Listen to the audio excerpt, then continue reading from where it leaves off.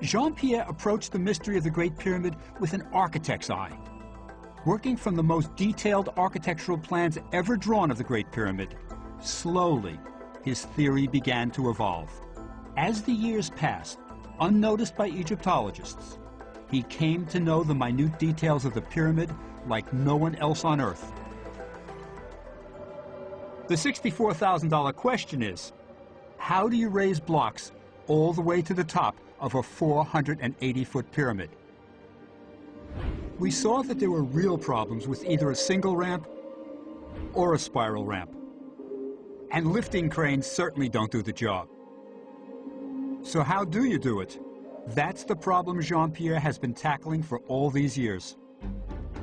His solution still has a ramp, but it's inside the pyramid. And incredibly, according to Jean-Pierre, it's been hidden there for 4,500 years. He calculated that the slope of this ramp had to be about 7% so the men could haul the blocks up it.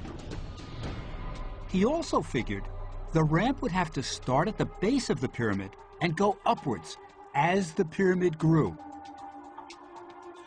It's not as easy as it sounds. Remember, the pyramid is not solid. Inside the Great Pyramid are 3 large chambers. The lowest one is called the Queen's Chamber. Above it is a mysterious room called the Grand Gallery.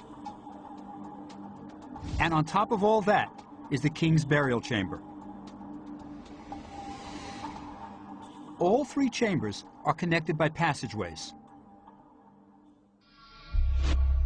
Is it possible to have a ramp snaking up through the pyramid that doesn't run into one of these chambers or passageways?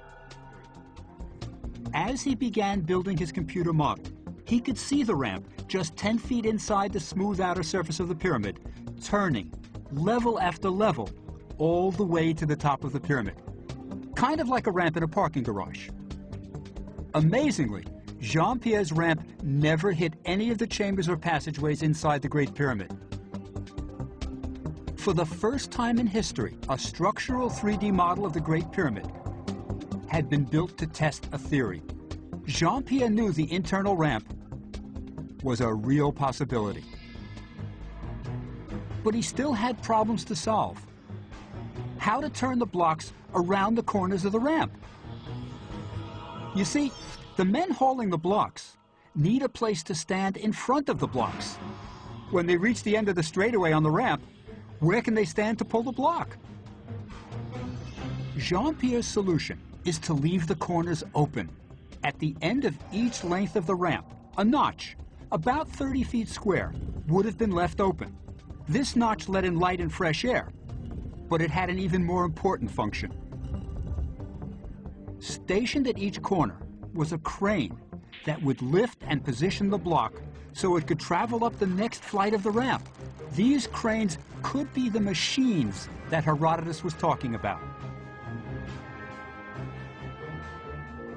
But like any good detective story, we've been saving the best for last. If Jean-Pierre is right about the internal ramp, the French team should have detected it in their 1980s high-tech survey. In the French team's published report, there is no diagram of an internal ramp. It looks like Jean-Pierre is wrong. Surely a study this sophisticated would have found evidence of something as large as an internal ramp. But 15 years after the study, Jean-Pierre was asked to meet a member of the French team who said he had some very good news for him.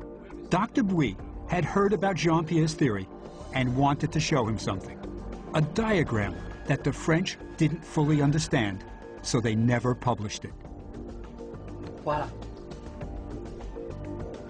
C'est incroyable. This computer printout shows a low-density spiral shape inside the Great Pyramid. It's amazingly close to Jean-Pierre's drawing of the internal ramp. So years before Jean-Pierre's theory, the French may have found evidence of an internal ramp inside the Great Pyramid.